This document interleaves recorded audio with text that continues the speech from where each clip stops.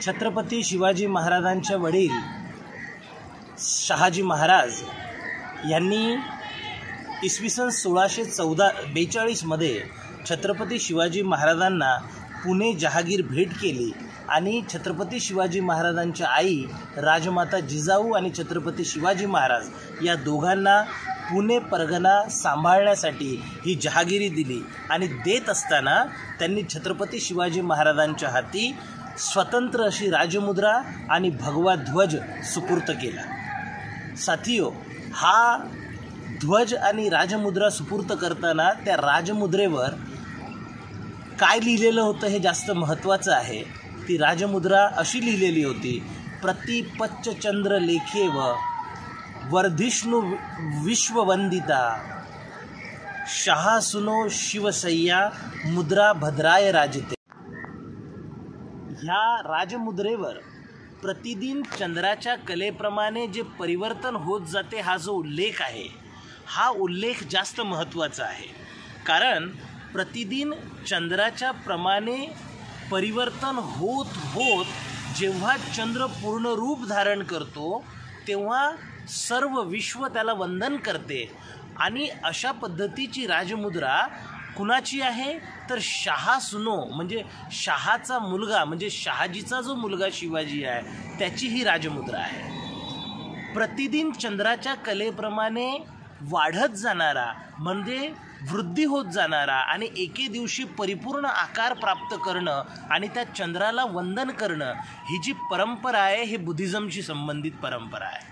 कारण पूर्ण चंद्राला वंदन करणं, पूर्ण चंद्राची मान्यता ही पौर्णिमेच्या दिवशी बौद्ध संस्कृतीमध्ये, बौद्ध इतिहासामध्ये, बौद्ध परंपरेमध्ये पूर्ण चंद्राला किंवा पौर्णिमेचं जास्त महत्त्व आहे।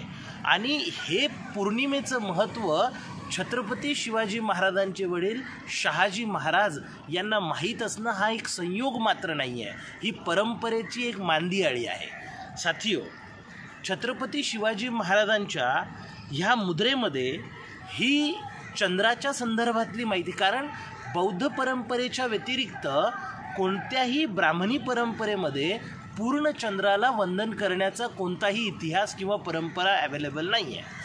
मग पूर्ण चंद्राला वंदन करण्याची जी बौद्ध परंपरा आहे, निश्चितपणे या बौद्ध परंपरेचा छत्रपती शहाजी महाराजांवर प्रभाव आहे।